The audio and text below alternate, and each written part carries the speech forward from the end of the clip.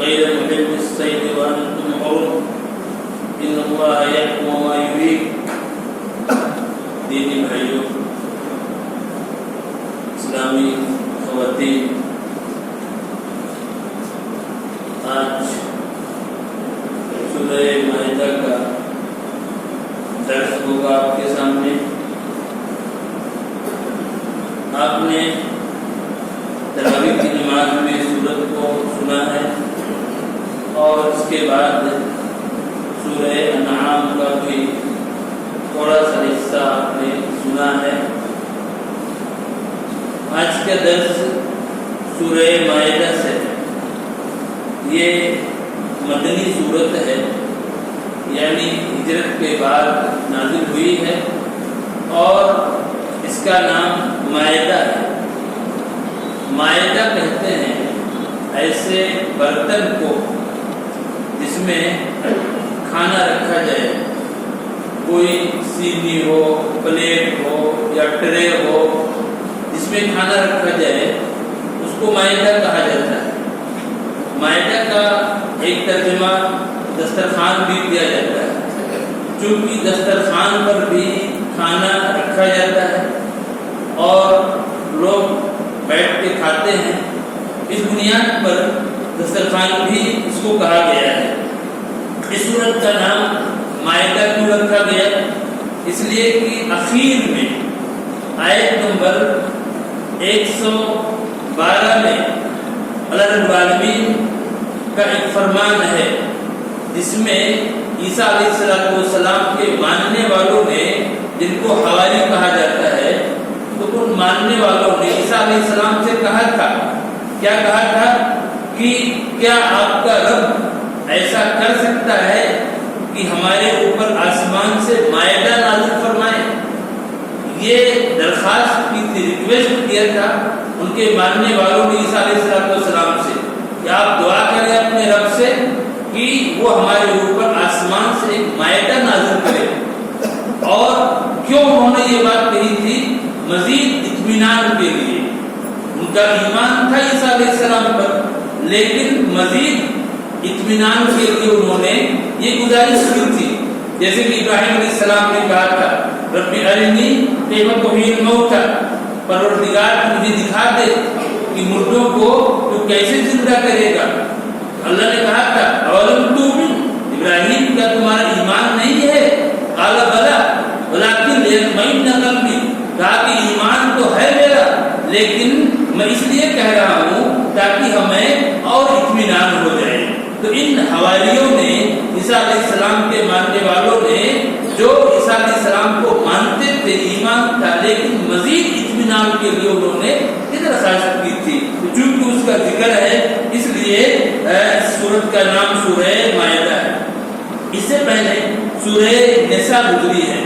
سورہ نساء میں آپ نے سنا کہ خاندانی، یعنی جو فیملی سسٹم ہے اور جو خاندانی سسٹم ہے، نظام ہے، اللہ رب العالمین نے اس چیز کو بیان کیا، اس کے اصول کو، اس کے قواعد کو بیان کیا کہ کیسے ایک انسان کا گھریلو سسٹم ٹھیک ٹھاک رہے اور ایک انسان اپنے گھر کے اندر کیسے سکون سے رہے. اس چیز کو اللہ رب العالمین نے بیان کیا ہے.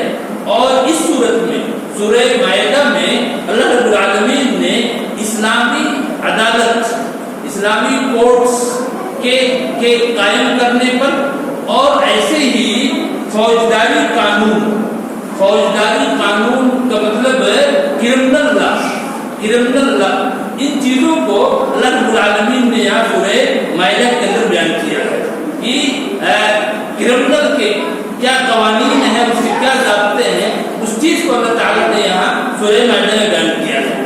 اور یہ قوانین بعد میں آئیں گے.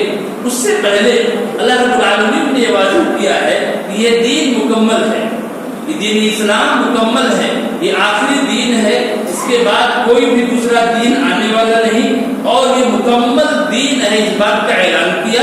اب جب یہ دین کمپلیٹ ہے تو ایک مسلمان کے لیے ہر طرح کے قوانین کو، ہر طرح کے لا کو اللہ رب العالمین نے بیان کر دیا ہے. کسی چیز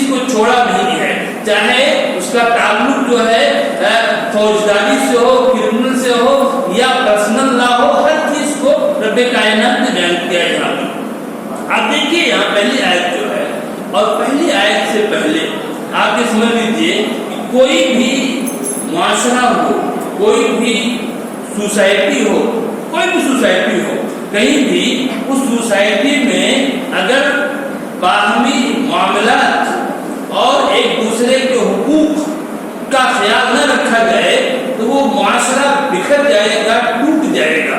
इसीलिए अल्लाह रब्बुल आलमीन ने पहली आयत में कहा, या अय्युहल्लज़ीना आमनू औफू बिल-उक़ूद, ऐ मोमिनो तुम उक़ूद को पूरा करो, अहद व पैमान को पूरा करो। जो तुम एक दूसरे से अहद करते हो, वादा करते हो, उसको तुम क्या है, पूरा करो। अल्लाह रब्बुल आलमीन से भी हम लोग वादा करके आए हैं। अल्लाह रब्बुल आलमीन ने आलमे अरवाह में ये वादा लिया, अलस्तु बिरब्बिकुम, क्या मैं तुम्हारा रब नहीं हूँ?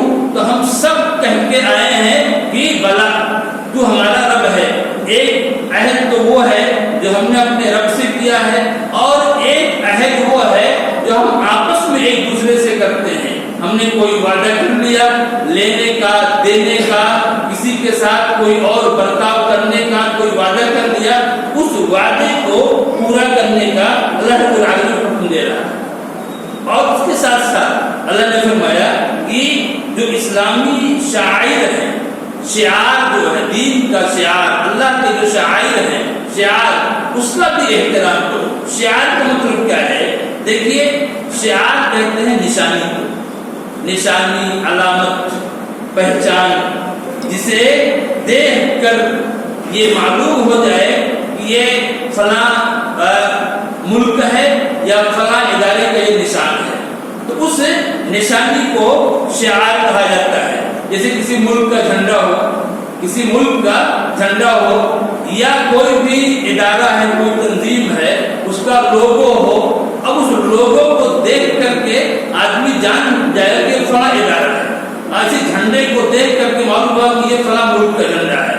उसी तरीके से इस्लाम के भी कुछ शिआर हैं, उन शाइर के एहतराम का हुक्म है। इस्लाम के शिआर में जैसे कि अजान है, नमाज है, ये मस्जिदें हैं। इसी तरीके से जो जानवर, हदी के जानवर, एक हाजी लोग जो करीब से आते हैं वो हदी के जानवर कुर्बानी के ले जाते हैं, ये है कुर्बानी के जानवर हैं। ये सब जो है, ये सब शिआर है, शाइर है। अल्लाह रब्बुल आलमीन ने फरमाया कि इनका एहतराम करो, इनका एहतराम करो और इनके तकद्दुस को बाकी रखो। इन चीजों का एहतराम ज़माने जाहिलियत में अरब भी, काफिर भी करते थे। और उसके अलावा अल्लाह रब्बुल आलमीन ने ये हुक्म दिया कि दुश्मन के साथ भी अदल का बर्ताव। तुम्हारा दुश्मन भी कोई है तो उस दुश्मन के साथ भी तुम्हें अच्छा बर्ताव करना है। उस दुश्मनी की वजह से तुम उसके साथ गलत बर्ताव करो, ये चीज क्या है, एक मुसलमान की शान नहीं है। उसके साथ भी अच्छा सलूक हो। और रब्बे कायनात ने हुक्म दिया कि तुम नेकी और तकवा के काम में एक दूसरे की मदद करो। नेकी का काम है, तकवे का काम है, अच्छा काम है, उसमें आप जो है मदद कीजिए, सपोर्ट कीजिए एक दूसरे का।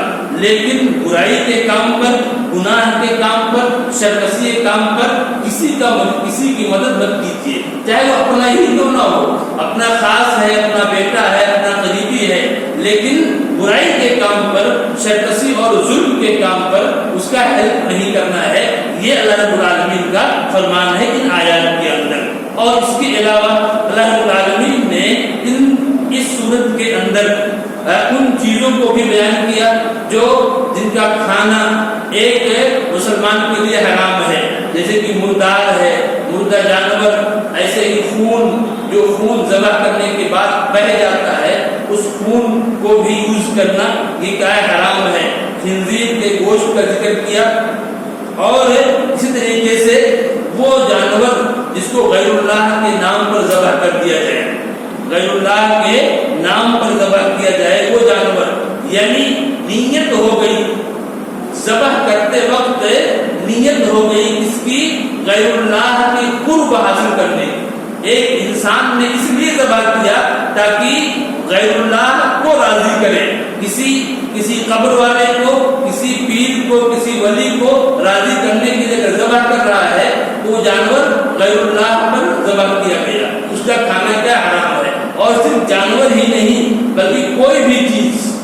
भी चीज गैरुल्लाह के नाम पर चढ़ा दी गई, गैरुल्लाह के लिए नजर नियाज मान लिया गया, उसका मन्नत मान ली गई, तो उस चीज का खाना क्या है? हराम है। ये तमाम चीजें मा उहिल्ल बिही लिगैरिल्लाह में आती हैं। और इसके अलावा जिन दीगर जानवरों का जिक्र फरमाया अल्लाह रब्बुल आलमीन ने, और इसके साथ साथ अल्लाह रब्बुल आलमीन ने सूरत के अंदर वजू का जिक्र किया और तयम्मुम का जिक्र किया। वजू का भी तज़किरा है और तयम्मुम का तज़किरा है। जाहिर है कि वजू के बगैर एक इंसान की नमाज नहीं हो सकती।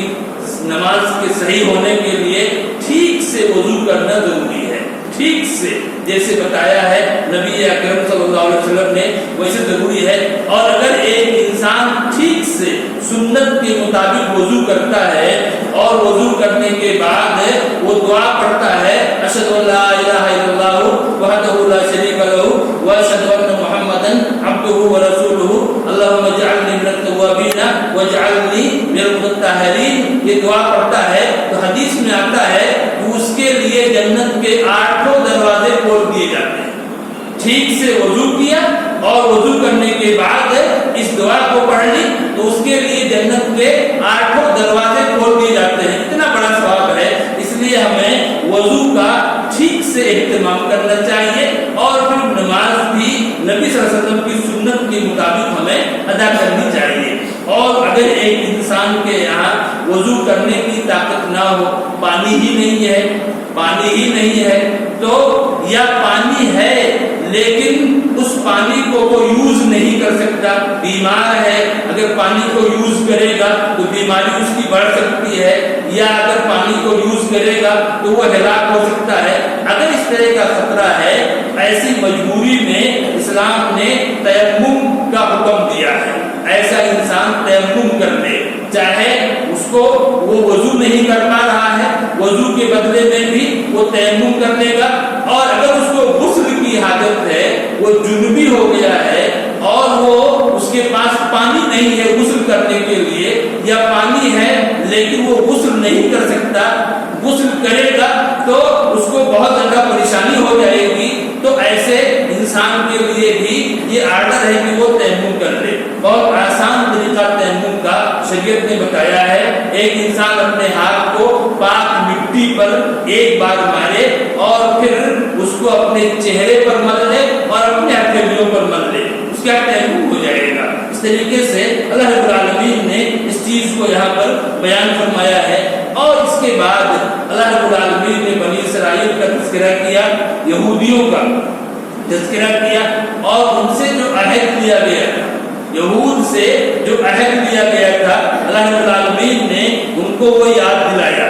लेकिन हमने बताया आपको कि इन्होंने अल्लाह से किए हुए अहद को तोड़ दिया, उसका ख्याल नहीं किया और इतनी बड़ी शरारत की कि कुरान ये कह रहा है, इनको ये हुक्म दिया गया था कि अर्ज़े मुक़द्दस में फ़लस्तीन की तरफ जाओ और वहाँ जो दुश्मन हैं उनसे लड़ाई करके तुम उस जमीन में आबाद हो जाओ। इनके नबी मूसा अलैहिस्सलाम ने इनसे कहा भी, लेकिन इन लोगों ने क्या कहा, इज़हब अंता व रब्बुका फ़क़ातिला इन्ना हाहुना क़ाइदून, ऐ मूसा आप जाइए और आपका रब जाए और आप दोनों लड़िए, हम यहाँ बैठे हुए हैं। तो उन्होंने इस तरह से अल्लाह रब्बुल आलमीन को उस अहद को तोड़ा। और फिर अल्लाह रब्बुल आलमीन ने ईसाइयों का जिक्र किया, इनसे भी अल्लाह रब्बुल आलमीन ने अहद दिया था, इनसे भी अहद दिया था, लेकिन इन्होंने भी उस अहद को फरामोश कर दिया, भुला दिया। अल्लाह रब्बुल आलमीन ने इन बातों को यहाँ क्यों जिक्र किया है? हमको याद दिलाने के लिए, उम्मत मोहम्मदिया को याद दिलाने के लिए कि देखो तुम उस अहद को मत भुलाना, जैसे यहूद ने भुलाया, ईसाइयों ने भुलाया उस अहद को, तुम उस तरह से अल्लाह से किए हुए अहद को मत भुलाना, वरना तुम्हारा भी अंजाम क्या है, खराब हो सकता है। इसके साथ साथ अल्लाह रब्बुल आलमीन ने और भी दीगर बातें जिक्र की। आदम अलैहिस्सलाम के दोनों बेटे जिनमें से एक ने दूसरे को कत्ल किया था, अल्लाह ने उसको भी जिक्र किया, उसको भी जिक्र किया और पूरा वाक़या बयान किया अल्लाह रब्बुल आलमीन ने कैसे एक ने दूसरे को कत्ल किया था। और इसमें बड़ी इबरत है, बड़ी इसमें इबरत है कि एक ایک اللہ سے ڈرنے والا تھا، ایک اللہ سے ڈرنے والا تھا، اور دوسرا جو ہے وہ اللہ سے ڈرنے والا نہیں تھا۔ اب کس طرح سے جو اللہ سے ڈرنے والا بیٹا تھا ان کا، اس نے کیا کہا؟ اس نے کیا کہا کہ میں صبر کروں گا، میں صبر کروں گا، تم اگر میرے قتل کا ارادہ بھی کرتے ہو تو میں تمہیں قتل نہیں کروں گا۔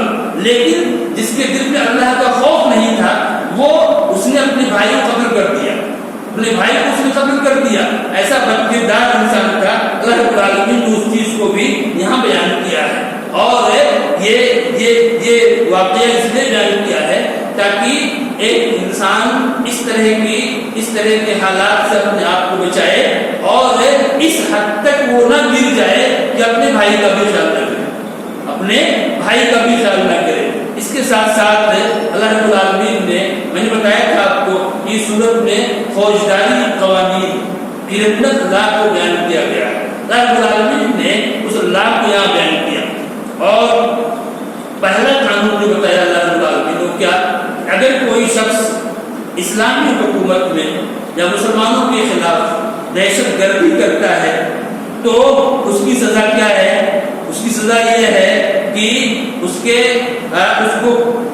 ٹکڑے کر دیے جائیں، اس کو سولی پر لٹکایا جائے، اس کے ہاتھ اور پاؤں کو کاٹ دیا جائے، یا اس کو جلاوطن کر دیا جائے۔ اس سزا کو اللہ رب العالمین نے بیان کیا۔ اور دوسرا قانون یہ بتایا کہ اگر کوئی چوری کرتا ہے، کوئی مرد ہو یا عورت ہو، اگر وہ چوری کرے تو اس کے ہاتھ کو کاٹ دیا جائے۔ اسی طریقے سے اللہ رب العالمین نے ایک قانون یہ بھی بتایا کہ اگر لڑائی جھگڑے میں کسی نے دوسرے پر حملہ کیا، دوسرے پر اٹیک کیا، اور اس اٹیک میں اس نے اس کے جسم کے کسی پارٹ کو تباہ کر دیا، اس کے کسی پارٹ کو ڈیمیج کر دیا، اس کو ختم کر دیا، تو اسلام کا یہ قانون ہے کہ قصاص میں بدلے میں اس کے اس پارٹ کو بھی جو ہے نقصان پہنچایا جائے۔ اگر اس کی آنکھ کے بدلے آنکھ، کان کے بدلے کان، ناک کے بدلے ناک، دانت کے بدلے دانت، یہ، اور اگر زخم دیا ہے تو اس کے بدلے اس کو بھی زخم، اس قصاص کو بیان کیا۔ یہ کرمنل لا کو اللہ رب العالمین نے یہاں پر بیان فرمایا ہے۔ لیکن میں آپ کو یہ بتا دوں کہ یہ جو قانون ہے، یہ قانون ایسا نہیں ہے، یا یہ سزا ایسی نہیں ہے کہ پبلک اس کو نافذ کرے، یہ پبلک کے لیے نہیں ہے۔ کہیں بھی کسی بھی ملک میں اس چیز کو پبلک نہیں کر سکتی، یہ حکومت کا کام ہے، یہ حکومت کا کام ہے۔ حکومت اس طرح کی سزا دے، یہ اس کا کام ہے، پبلک کا نہیں ہے۔ ایسا نہیں ہے کسی نے چوری کیا ہمارے معاشرے میں تو ہم اس کا ہاتھ کاٹیں گے، نہیں، ہم نہیں کر سکتے اس چیز کو۔ یہ حکومتوں کا کام ہے، جہاں اسلامی حکومت ہو، مسلم حکمراں ہو، یہ ان کی ذمہ داری ہے وہ ان سزاؤں کو نافذ کریں، ورنہ عام پبلک کو ان چیزوں کے قریب جانے کی قطعاً اجازت نہیں ہے۔ اس سے اور فساد پھیلے گا، بگاڑ پھیلے گا، اور معاشرہ تباہ ہو جائے گا، تو اس بات کی اجازت جو ہے عام پبلک کو نہیں ہے۔ اس کے علاوہ اللہ رب العالمین نے اپنے نبی کو خطاب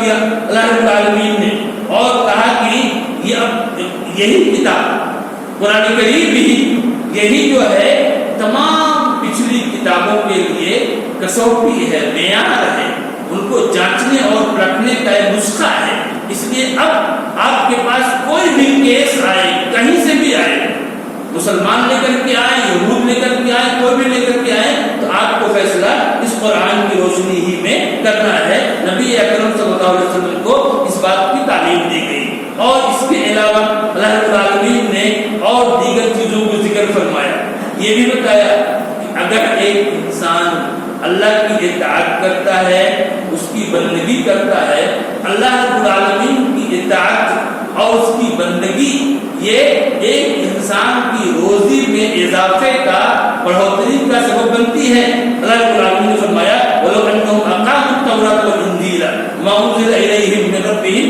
لَأَكَلُوا مِنْ فَوْقِهِمْ مِنْ تَحْتِ أَرْجُلِهِمْ، اگر یہ لوگ تورات پر، یہ یہود اور نصارہ تورات پر اور انجیل کو قائم کرتے، اور جو کتاب ان پر نازل کی گئی بعد میں قرآن کریم کو قائم کرتے، تو پھر وہ اپنے اوپر سے بھی ان کو روزی ملتی اور نیچے سے بھی روزی ملتی۔ یہ چیز ہے. اور پھر اللہ نے فرمایا دوسری آیت میں وَلَوْ أَنَّ أَهْلَ الْقُرَىٰ آمَنُوا وَاتَّقَوْا فَتَحْنَا عَلَيْهِمْ بَرَكَاتٍ مِنَ السَّمَاءِ وَالْأَرْضِ. اگر یہ بستی والے ایمان لے آتے اور تقوی اختیار کرتے تو ہم ان پر آسمان و زمین کی برکتیں کھول دیتے. اس کے علاوہ اللہ رب العالمین نے اس صورت میں قسم کا بھی تذکرہ کیا. ہم لوگ قسم کھاتے ہیں اور قسم کھانے کی ضرورت آدمی کو پڑتی ہے, اس کا بھی تذکرہ اللہ رب العالمین نے کیا ہے.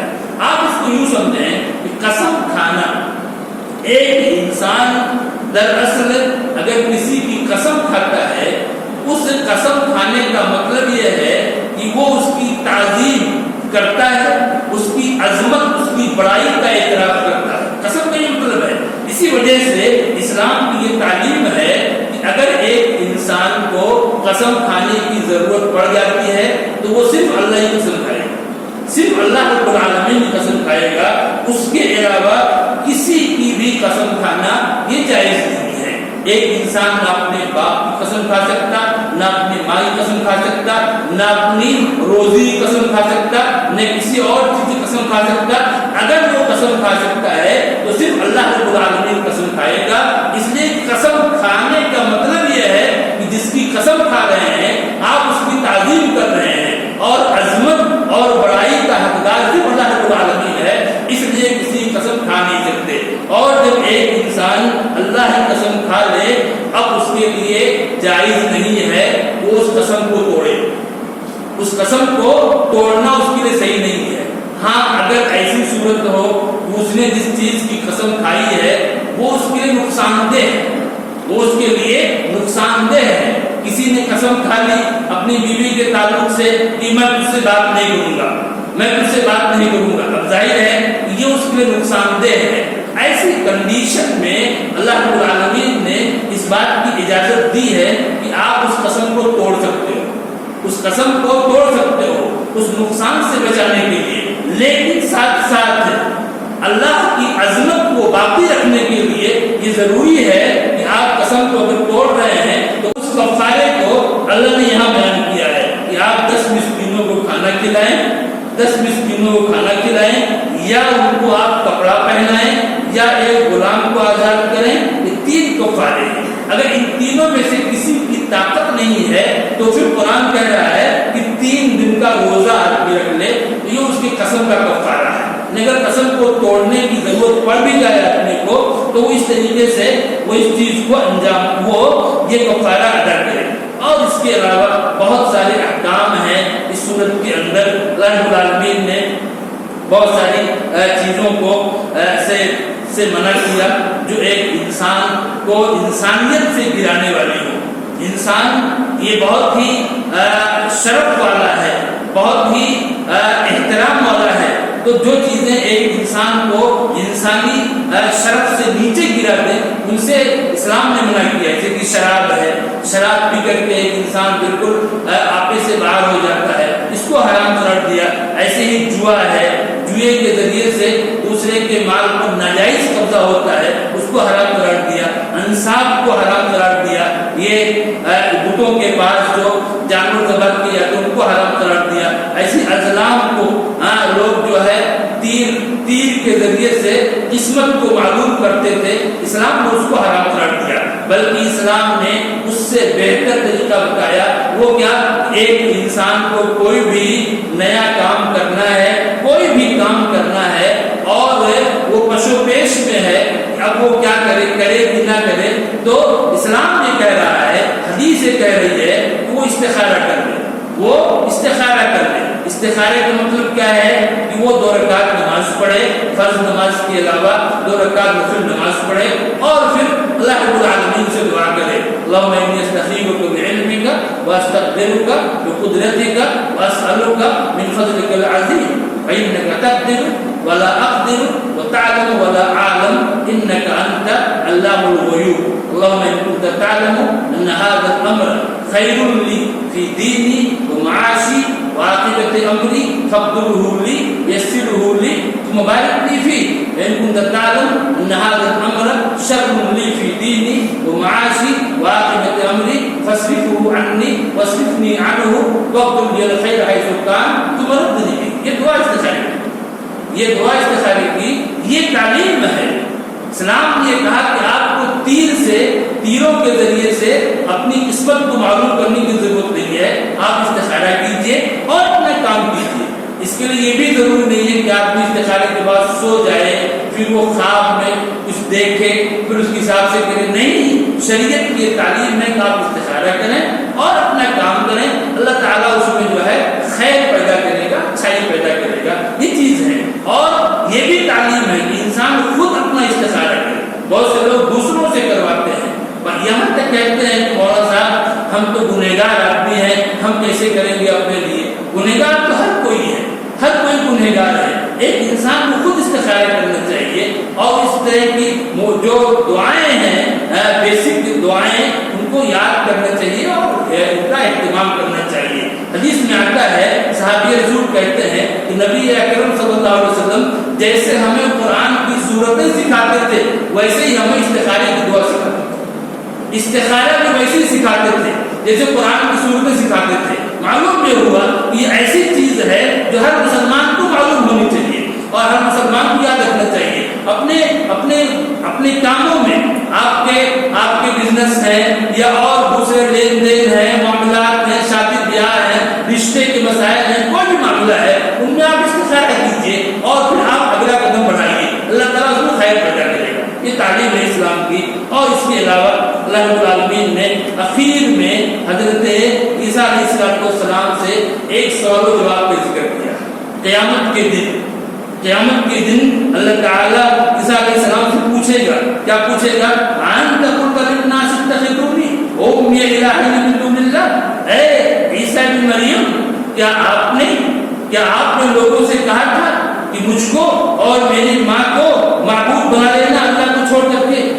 چونکہ عیسائی پوچھتے ہیں، ان کو عیسیٰ علیہ السلام کو پوچھتے ہیں، خدا مانتے ہیں، ان کی ماں کو پوچھتے ہیں، مریم علیہ السلام کو پوچھتے ہیں، خدا مانتے ہیں۔ اللہ تعالیٰ قیامت کے دن عیسیٰ علیہ السلام سے پوچھے گا کہ اے عیسیٰ، کیا تم نے کہا تھا کیا لوگوں سے کہ میری عبادت کرنا، میری ماں کی عبادت کرنا؟ عیسیٰ علیہ السلام اس بات کو سن کر کہتے ہیں سبحان اللہ، تو پاک ہے، تیری ذات پاک ہے، ما یکون لی ان اقول ما لیس لی بحق، میں کیسے کہہ سکتا اس بات؟ مجھے کوئی حق ہی نہیں ہے، اس کا کوئی رائٹ ہی نہیں ہے، میں کیسے کہوں گا لوگوں سے کہ تم میری عبادت کرنا، میری پوجا کرنا؟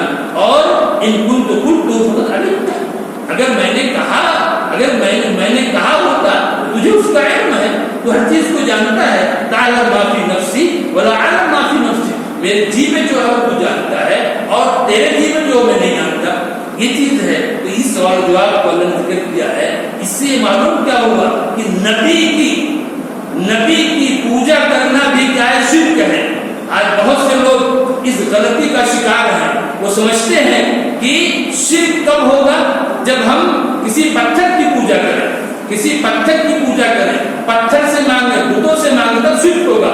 یہاں پر اللہ رب العالمین جو ہے عیسیٰ علیہ السلام سے پوچھ رہا ہے۔ معلوم یہ ہوا اگر آدمی کسی نبی سے مانگتا ہے، نبی کی عبادت کرتا ہے، یہ بھی شرک ہے، اس لیے کہ غیر اللہ میں انبیاء بھی داخل ہیں، نبی بھی داخل ہیں۔ اللہ رب العالمین ہم کو اور آپ سب کو ان عقائد کو، ان اعمال کو سمجھنے کی توفیق عطا فرمائے اور ہمیں صحیح اسلامی عقیدے پر قائم و دائم فرمائے۔